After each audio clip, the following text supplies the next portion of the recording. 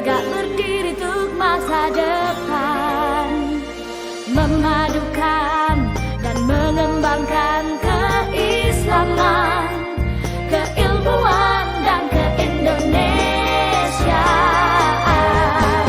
Serukan UIN, Sunan Kalijaga, unggul dan terkemuka.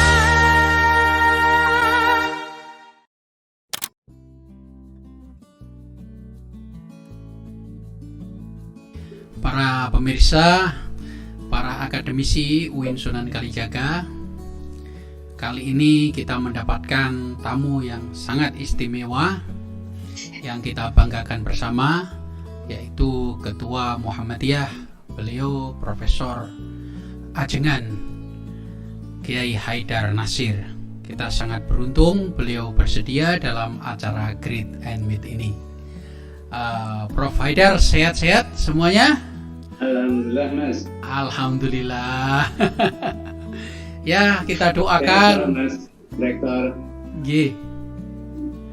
Kita doakan agar beliau tetap sehat memimpin umat yang banyak ini seluruh Indonesia. Amin, amin, ya rabbal alamin. Prof Haidar, kita ingin sekedar berbagi ini beberapa hal yang kita mungkin mendapatkan beberapa penerangan untuk baik itu Sivitas Akademika di UIN Sunan Kalijaga maupun teman-teman alumni atau para pemirsa di seluruh Indonesia. Prof Haidar, pertama kita ingin tahu, menurut jenengan sebagai ketua organisasi terbesar ini, apa yang paling urgent saat ini yang dihadapi oleh bangsa Indonesia? Baik, Pak Rektor, Profesor Dr. Al-Makin, saudara saya dan Rektor yang menjadi kebanggaan kami, juga Mas Yuli Pedir, Ketua Program Studi Pasca Sarjana UMY. Terima kasih atas silaturahimnya yang tentu sangat penting ya, karena kita ingin berbincang sesuatu yang urgent tadi mengenai Islam, mengenai Indonesia. Saya melihat dalam perkembangan mutakhir itu ya, bahwa agenda dan sekaligus juga menjadi ancaman yang relatif serius gitu ya bagi umat Islam dan bangsa Indonesia itu, ini persoalan persatuan, persoalan keutuhan kita sebagai bangsa gitu ya. Dalam konteks wasatiyatul Islam ya, juga ini sangat relevan untuk kita renungkan, kita diskusikan, dan harus menjadi komitmen kolektif kita gitu ya. Bagaimana kita merawat kebersamaan kita sebagai umat dan bangsa dalam keragaman sekarang ini.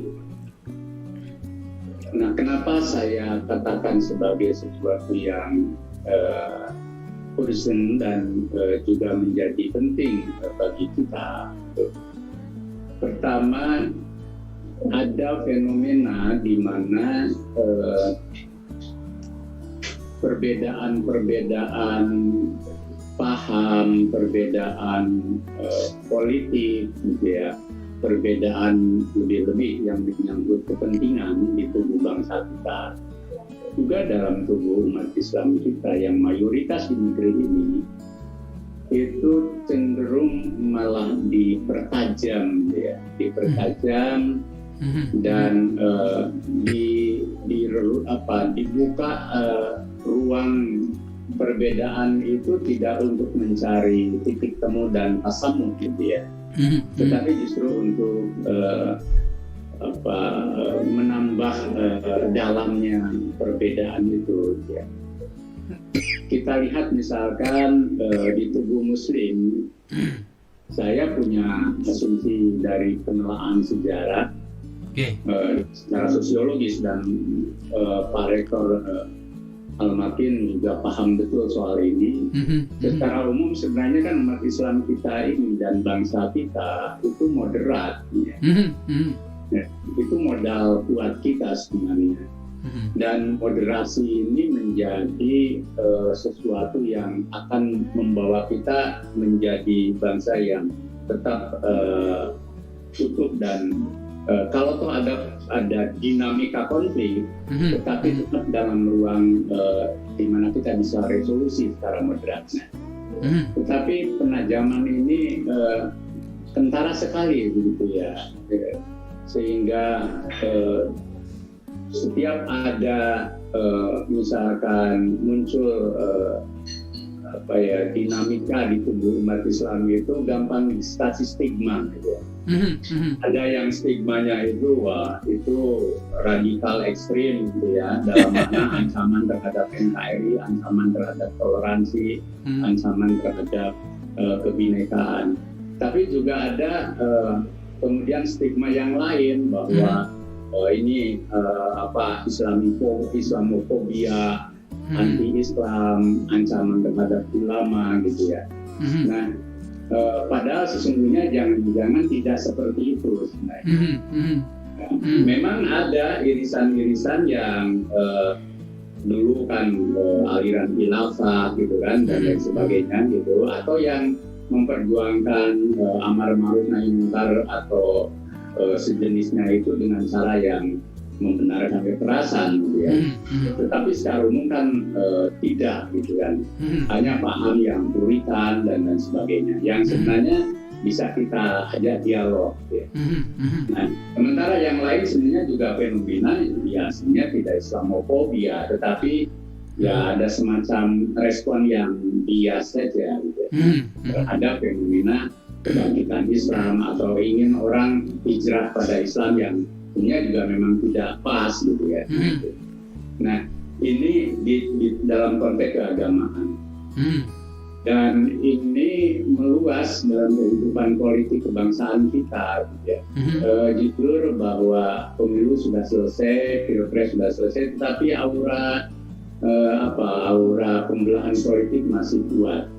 Nah, di skala ada titik-titik picu misalkan tidak dari pandemi gitu ya. Pandemi ini kan juga baik pandeminya maupun vaksinnya itu tidak lepas dari framing stigmatisasi dan politisasi juga gitu ya. Jadi coba saya kadang merenung bagaimana mungkin ketika kita ingin keluar dari pandemi dan salah satu cara yang standar itu adanya vaksin. Ketika vaksin sudah ditemukan kan lalu muncul sangka, stigma, kemudian bahkan bahaya tentang vaksin di luar uji coba medik dan dari aspek ilmu kesehatan atau kedokteran ya, atau dari epidemiologi. Nah, yang memunculkan stigma-stigma politik.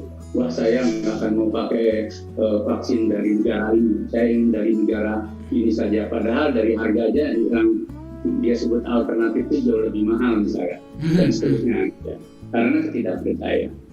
Jadi pandemi saja itu terpolitisasi. Ketika Muhammadiyah misalkan ngajak untuk sholat di rumah dan sebagainya, wah itu aliran pemerintah dan sebagainya.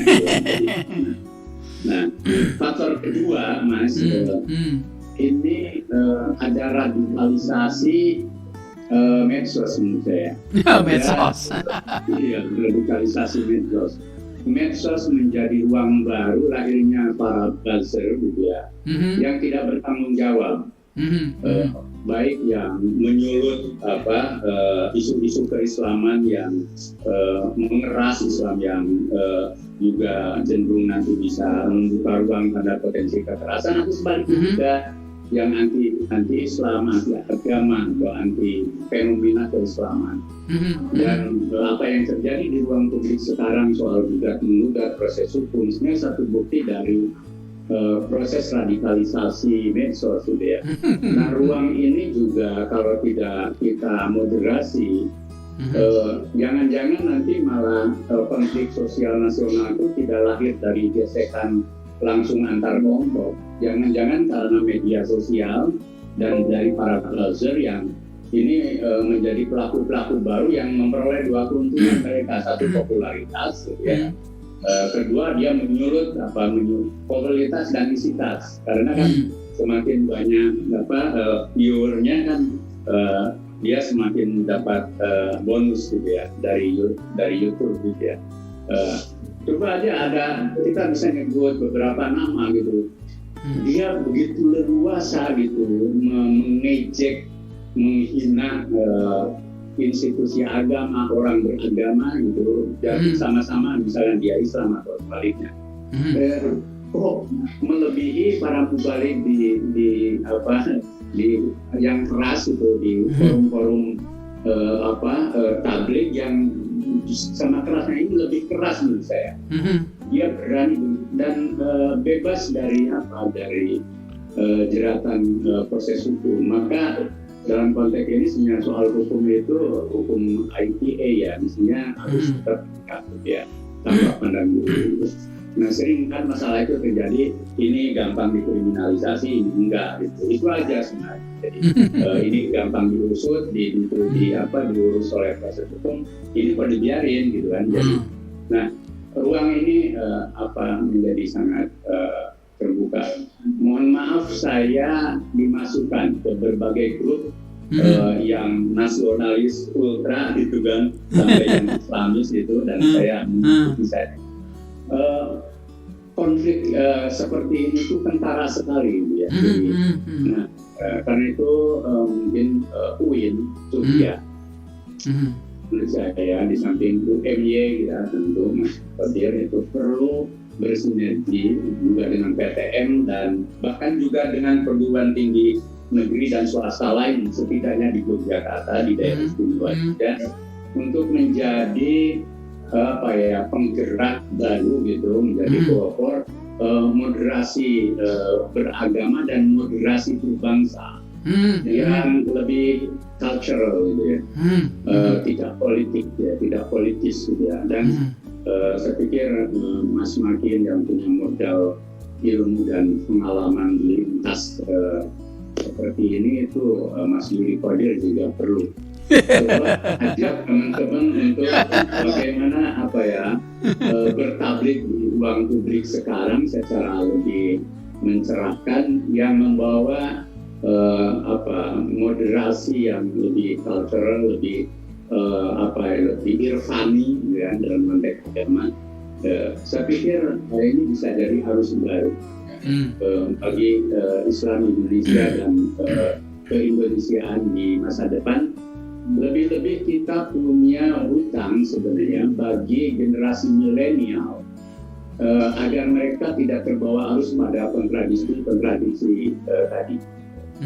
Sebab kalau generasi milenial sudah dibawa pada perkelahian keagamaan, sosial dan politik yang padahal mereka belum akil balik gitu ya, belum dewasa gitu, nanti malah mereka bisa jadi mengalami deprivasi relatif yang mewarisi generasi yang sekarang masih membawa mungkin konflik ideologi dari masa lampau. Saya pikir itu hal yang perlu menjadi perhatian kita, yang kesuliannya itu takdimul aham minal muhim. Terima kasih sekali. Jadi kalau tidak salah itu ya, ada beberapa persoalan yang mungkin perlu kita garis bawahi ya, terutama mengerasnya kesalahpahaman antara satu dengan yang lain, dan ternyata itu tidak berdasarkan fakta tapi berdasarkan prejudis ya. Dan betul. Diberikan prejudis dan ternyata sepertinya kita harus mencari titik temu.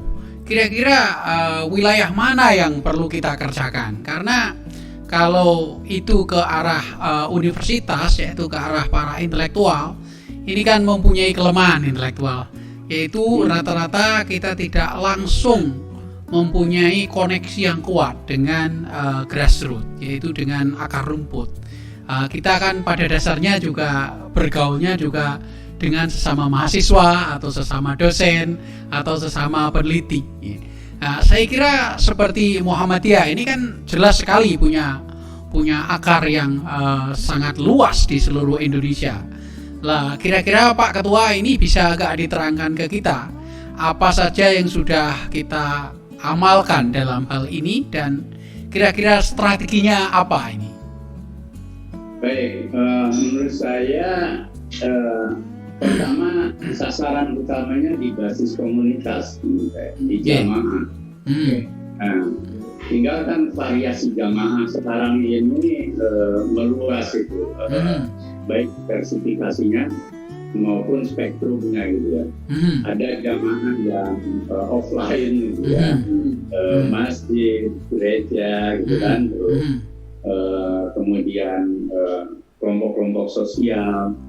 Nah, ini harus kita selamatkan, gitu ya. Harus kita selamatkan dengan mencoba menghadirkan fasilitator yang fasilitator itu bisa banyak ya, ustadz, guru, kemudian pendeta dan seterusnya lah, bahkan KKN pun gitu ya. KKN pun bisa jadi institusi fasilitator untuk menyebarluaskan moderasi beragama dan moderasi berbangsa yang tadi, yang betul-betul cultural yang depan tadi. Saya pikir menggarap jamaah itu menjadi penting. Kenapa? Coba begini, kalau ada organisasi yang sekarang dibubarkan itu ya, coba Mas Zuli amati, mereka pada umumnya home base-nya itu ya masjid musola, ya. Dan anak-anak muda yang sedang bertumbuh dan mereka ya ada yang mungkin banyak tidak punya pekerjaan dan lain sebagainya, lalu dikasih tablet keagamaan yang cespleng gitu ya. Lalu akhirnya ya itulah yang mereka minum, itulah yang mereka serap. Jadi generasi milenial yang istilah kaum muslim tanpa masjid ini, yang mungkin juga agak jauh dari NU, agak dari Muhammadiyah, karena dianggap bahwa mereka belum dari paham keagamaannya, karena sudah terlanjur ditanami nilai-nilai itu gitu ya. Nah, ini perlu kita dekati kembali, kita rangkul kembali dengan pendekatan-pendekatan yang dalam bahasa Muhammadiyah dakwah komunitas, dakwah jamaah, gerakan jamaah. Nah, tentang modelnya nanti tentu bisa diformulasi. Yang kedua, ini jamaah-jamaah atau komunitas dunia ini, komunitas digital ini, yang komunitas media sosial ini, yang ini perlu kalau buzzer itu menjadi kekuatan yang begitu menonjol, ya harus ada tanda petik gitu ya, mubalik dan kader-kader bangsa itu yang hadir di ruang medsos ini yang membawa suara-suara moderat. Jangan biarkan misalkan itu para buzzer yang membawa pikiran-pikiran militan ekstrim itu dan membawa aura permusuhan itu menjadi arus utama tanpa counter narasi. Ini penting karena itu perlu juga pendidikan semacam pelatihan lah singkat dulu Mas Juli Padi dan kawan-kawan ada kita mengenal istilah sekolah demokrasi gitu kan.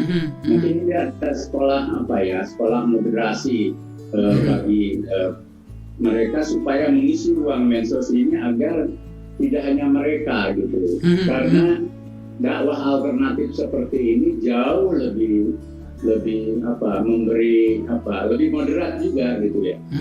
Kalau sudah urusan hukum memang itu urusan ini, tapi kalau bisa kita masuk ke ke media dakwah sosial yang tadi bersifat narasi alternatif. Dan ini harus proaktif supaya apa? Tidak lahir silent majority. Yang moderat kok banyak diamnya gitu kan. Kalau banyak diamnya akhirnya yang ekstrem-ekstrem itu yang jadi konteks ini perlu menjadi agenda. Nah, kampus tentu memang ada kendala ya sekarang. Saya pergi ke kampus itu ya, para intelektual di kampus itu juga ada rejim Scopus, ada birokratisasi yang makin birokratisme kan, peraturan. Kemudian mungkin juga sampai batas tertentu juga ada mimpi-mimpi atau imaji politik kampus untuk naik ke tangga kekuasaan misalkan. Sekarang kan banyak contohnya bahwa dari kampus-kampus bisa dari sekitar istana. Kita menggoda itu kan. Kalau alamiah sih nggak apa-apa. Ya. Kalau memang ada yang jurusannya ke situ nggak apa-apa. Tapi jangan jadikan kampus selalu menjadi tempat pertukaran kepentingan ke situ. Mengabaikan fungsi kampus sebagai lembaga pencerah akal budi masyarakat. Karena ya kampus ini masih punya wibawa sebenarnya. Biarpun sekarang ada isu korupsi di lembaga pendidikan tinggi dan sebagainya ya, memang korupsi itu di mana-mana ya. Tapi saya pikir bangkitkan juga para akademisi itu untuk naik kelas gitu, menjadi intelektual yang terpanggil gitu. Itu tugas Mas Makin untuk di situ ruang yang bisa kita isi, Mas. Jadi menurut saya masih ada beberapa kendala ya, di antaranya misalnya yang menguasai ruang publik tadi yang disinggung oleh Pak Ketua tadi adalah mereka yang mempunyai paham mempertajamkan perbedaan atau meradikalkan posisi, sehingga titik temu atau common ground atau kalimatun sawa itu ternyata di level nasional itu kadang-kadang masih sulit dicapai ya. Kemudian 2 tahun yang lalu saya masih ingat persis itu, kira-kira Pak Menteri Agama Pak Lukman Hakim Saifuddin pernah mempunyai ide untuk sedikit mengadministrasikan para ustadz di ruang publik. Saya kira karena tadi kan Pak Ketua mengatakan bahwa ruang publik kita itu banyak yang sudah dikuasai oleh mereka yang ingin mempertajamkan masing-masing posisi yang berbeda, sehingga common ground atau kalimatun sawa di publik ini sulit dicapai. Kalau misalnya solusinya seperti yang pernah diusulkan oleh Pak Menteri Agama waktu itu, apakah itu masih relevan, Pak Ketua? Baik, itu kan pepatah yang kita serap secara mutabarat itu kan atoritok fenomenal madah kan gitu. Problem kemarin itu kan problem istilah dengan problem konstruksi gitu ya. Dari aspek konstruksi itu ya terlalu istilahnya itu nembak nyamuk di kaca langsung dilempar kacanya gitu. Jadi akhirnya nyamuknya nggak kena kaca. Ini soal kemudian yang kedua istilah gitu ya. Istilah itu lalu menjadi sensitif gitu ya. Coba kalau pakai konstruksi yang sudah dimiliki oleh Kementerian Agama, moderasi beragama, pakai aja misalkan moderasi mubalik gitu kan. Bahwa intinya itu gitu kan. Nanti otomatis kalau ada pelatihan orang dapat sertifikat itu malah dicari ya. Nggak usah dipaksa. Kalau udah kayak gitu malah mau dikasih pun nggak mau jadinya gitu. Jadi kenapa tidak moderasi mubalik misalkan, itu kan lebih nyaman buat yang pakai. Tapi begitulah ada sertifikasi ya, tanpa uang kayak gitu kan ya. Kalau sertifikasi dosen kan ada uangnya gitu. Jadi itu kemudian jadi rejection dia. Kepikir itu bisa gitu ya, tetapi memang harus masif dalam arti pertama pakailah moderasi gitu ya, yang pakai istilah-istilah teknis yang sudah kontroversi. Kemudian juga konstruksinya itu harus moderat dan berdiri di titik posisi negara gitu, jangan di posisi madhab tertentu. Biarpun misalkan di negara itu yang kuat ada madhab tertentu, itu jangan bawa-bawa madhab dan paham para aktivis yang ada di institusi Kemenang misalkan. Jadikan tetap Kemenang menjadi milik untuk bangsa, menjadi milik negara. Yang paham-pahamnya tidak boleh bermadhab tertentu. Negara itu kan tidak boleh bermadhab tertentu gitu. Karena sekali bermadhab tertentu, nanti kan tinggal nunggu giliran saja siapa yang berkuasa. Nanti fitnah kan yang terjadi.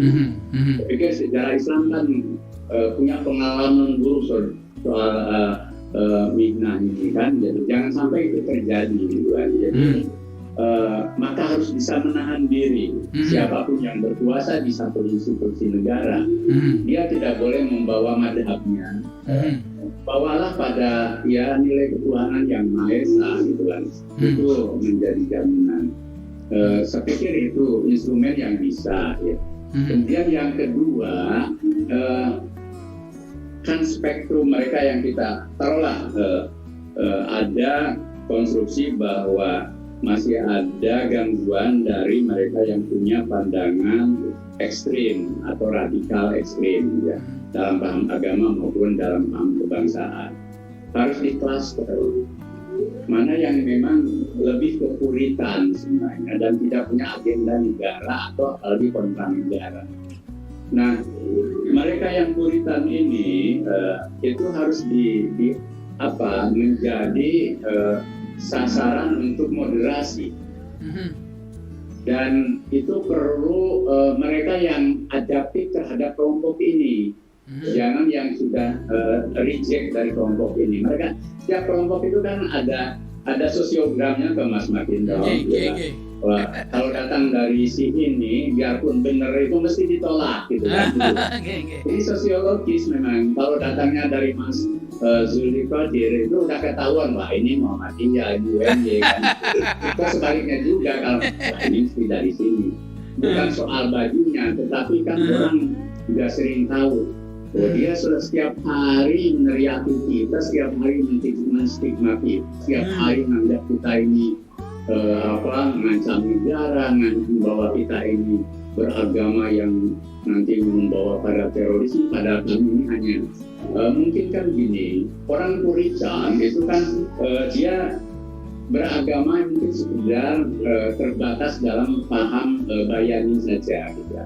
Bayani pun kan kalau kaya nggak masalah gitu ya. Tapi Bayani, nah ini banyak sekali yang pahamnya Bayani. Nah kan lebih baik Mas makin keluarkan saja nanti kader-kader UIN gitu yang sudah dilatih itu untuk masuk ke arena ini supaya ikut moderasi. Kan teori sosiologisnya bahwa lebih baik orang pakai orang setempat, pay person atau orang yang bisa jadi fasilitator untuk memoderasi kelompok itu. Jadi ini nah saya lihat pemerintah sendiri sering tergesa-gesa, terburu-buru dan sering terbawa suasana. Kalau ada kejadian misalkan, pemerintah itu tahu ngeluarin penpet, ngeluarin RU, ngeluarin. Jadi serba tergesa-gesa, serba ingin formalistik. Yang akhirnya apa? Kayak gunung es itu, ya ditutup di sini dan dia bikin ini lagi. Ditutup ini dia bikin itu lagi. Coba ada pendekatan kultural yang bisa kita pakai, dan itu kan Indonesia. Gotong royong, semangat berkebudayaan kita. Kenapa dalam dakwah dan dalam cara menghadapi kelompok ini? Sebab kalau lama-kelamaan misalkan tiap hari awas Wahabi, awas Arab, awas, lama-kelamaan ini yang Wahabi biasa itu jadi Wahabi ekstrim gitu. Yang Arab itu kenapa kelamaan? Ya udah sekalian saja saya akan berperilaku seperti Arab yang dikonstruksi negatif oleh mereka. Gitu. Jadi padahal kan Arab itu juga ada baiknya juga gitu. Ya persis sama anti bangsa ini, anti bangsa itu. Jadi kita perlulah memperbaiki kosakata kita, konstruksi kita, juga cara-cara kita menghadapi masalah. Dan saya pikir tidak ada salahnya lah, baik negara, pejabat negara, elit maupun kita ormas dan kampus itu selalu memperbaharui apa yang kita pandang kurang pas. Dan itu bukan sesuatu yang membuat kita turun ru'ah dan marwah kita ya sebagai pembawa misi pencerahan. Ya. Jadi menarik ya, tidak hanya apa yang akan kita sampaikan, tetapi kata-kata apa yang perlu dipilih untuk menyampaikan. Dan juga sekaligus kita hindari prejudis, sebagaimana yang sejak awal Pak Ketua tadi sampaikan. Sekarang begini, kira-kira pesan Pak Ketua untuk para mahasiswa ini, terutama ya para mahasiswa kita nanti, pemirsanya ini terutama para mahasiswa kita. Bagaimana idealnya para mahasiswa kita ini saat ini ya, di masa pandemi ini, dan saya kira juga di dalam konteks kebangsaan sebagaimana yang kita diskusikan tadi. Para mahasiswa, pertama yang kampus-kampus Islam itu kan harus menghayati betul ayat Al-Quran, wa kadzalika ja'alnakum ummatan wasatan litakunu syuhada'a 'alan nas. Ini ada dua dimensi substantif dari ayat ini. Pertama, untuk hadir sebagai kelompok tengahan yang tidak ulu, tidak berlebihan dalam beragama sekalipun, tidak dalam berbangsa bernegara, tapi juga harus proaktif menjadi syahid, syuhada, syahid yang mencerahkan, syahid yang tawasud, syahid yang mencerdaskan, dan syahid yang membangun kehidupan dalam teologi hidup yang menyelamatkan dan rahmatan lil alamin. Nah, dalam konteks ini saya pikir seperti UIN, UMY misalkan, itu guru dosen apapun itu tetap dia punya kewajiban untuk menanamkan nilai-nilai ini kepada mahasiswa, apalagi mahasiswa baru yang sedang bertumbuh menjadi pembelajar yang beradaptasi kan. Kalau adaptasinya sudah style tinggi yang keras ya nanti juga jadi keras. Tapi kalau sejak awal adaptasinya ayat Al-Baqarah ayat 143 ini, saya pikir mereka akan lain. Yang kedua, para mahasiswa itu mereka jangan hanya siap untuk belajar ilmu, tetapi juga harus belajar kehidupan. Jadi di kampus ini miniatur untuk kita hidup dalam keberbedaan, hidup dalam suasana konflik, dan bagaimana kita dewasa menyelesaikan konflik. Tidak ada kehidupan yang tanpa konflik, bahkan di rumah sekalipun kan ada.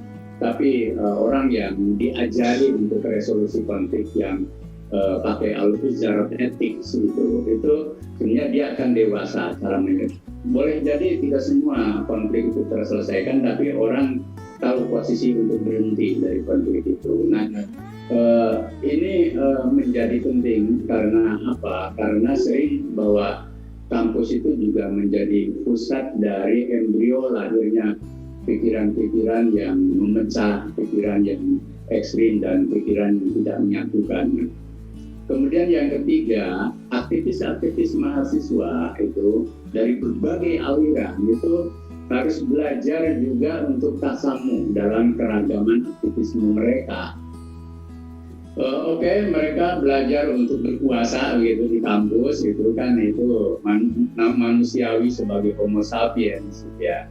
Tetapi mereka harus tahu bahwa berkuasa di kampus itu harus menjadi pembelajaran untuk berkuasa secara etik, dan berpolitik di kampus tidak the winner take all gitu ya. Belajar untuk tidak zero sum game. belajar merangkul, dan kalau mengalahkan juga orang yang kelompok yang kalah tidak jatuh lalu tidak menimbulkan balas dendam. Nah, jika di kampus mereka belajar itu, saya pikir ketika nanti menjadi elit bangsa, elit negara, itu kaya itu. Toh sekarang mereka kan sudah mengubah dulu senat itu namanya sekarang gubernur atau presiden gitu ya. Itu kan aura kekuasaannya ada gitu ya. Biarpun dulu saya sebagai dosen termasuk di UMY ya Mas Juli, setuju. Kenapa sih mahasiswa begitu gemar menggunakan istilah presiden gitu. Tapi nggak apa-apa lah dulu. Seperti negara. Orientasi kekuasaannya. Gitu. Seperti negara. Jadi negarawan. Gitu. Jadi itu supaya apa? Supaya mereka tidak menjadi rubah dalam teori Machiavelli itu kan. Nah, yang terakhir yang mahasiswa perlu itu semangat untuk catur dharma, bagaimana mereka hadir di masyarakat sebagai calon-calon tokoh, calon-calon elit dan calon-calon birokrat, calon profesional yang apapun, apalagi negara kita Indonesia atau Islam juga mengajarkan khairun nas infaqun linnas itu, bahwa mereka tidak di menara gading. Tinggi-tingginya Mas semakin melanglang buana atau akhirnya harus belajar jadi rektor gitu kan. Iya, jadi rektor kan perlu belajar juga ya. Iya. Dan semuanya ada proses yang harus kita lalui dan saya pikir kekuasaan itu kan semuanya juga terbatas, ada batasnya. Jangan sampai ketika berkuasa dia itu strong atau apa saja boleh gitu. Karena siapa sih yang mau membantah sekarang ini di era demokrasi liberal ini kan, karena merasa dipilih rakyat. Saya mengatakan siapapun yang berkuasa bisa pun layakun. Tetapi ingat bahwa batas kekuasaan itu kan selain ada yang maha kuasa juga ada kepentingan untuk public good ya, untuk kebajikan bagi orang banyak. Nah, mahasiswa, apalagi mahasiswa UIN, UNJ dan semua mahasiswa itu perlu menjadi generasi baru yang punya tanggung jawab sosial yang besar, bahwa masa depan Indonesia dan kebersamaan, kebinekaan, kebersatuan Indonesia itu tergantung pada generasi baru yang diantaranya adalah hadir di kampus-kampus ini. Dan mereka harus lebih baik dari generasi kita, dari generasi Almakin, Juli Kadir dan apalagi generasi yang kolonial seperti kami. Baik, Pak Ketua. Begitu Pak Rektor ya, monggo. Luar biasa. Sehat selalu dan amin. Luar biasa. Saya kira sudah sangat lengkap ya, walaupun sebentar. Beliau tadi memberi banyak nasihat ya, terutama tentang moderasi, prejudis, kemudian adil, dan sikap kita tidak mempertajam perbedaan, dan juga sekaligus bagaimana menempatkan diri kita sebagai dosen, sebagai mahasiswa di kampus masing-masing. Wah, terima kasih sekali. Ini merupakan kesempatan yang luar biasa, dan kita doakan semoga Pak Ketua tetap sehat, tetap bahagia. Demikian juga Mas Zuli Kotir ya, kebetulan juga hadir, juga tetap sehat dan bahagia. Dan saya kira kita juga berdoa agar pandemi ini segera berlalu di Indonesia maupun di dunia, sehingga kita kembali normal dan kita akan bersilaturahim secara fisik ya, tidak seperti ini. Terima kasih Pak Ketua, semua nasihat-nasihatnya semoga bisa ditangkap dengan mudah. Demikian para pemirsa, sejenak bersama Ketua Umum Muhammadiyah, yaitu Prof. Kiai Ajengan Haidar Nasir. Demikian, Assalamualaikum warahmatullahi wabarakatuh. Waalaikumsalam warahmatullahi wabarakatuh.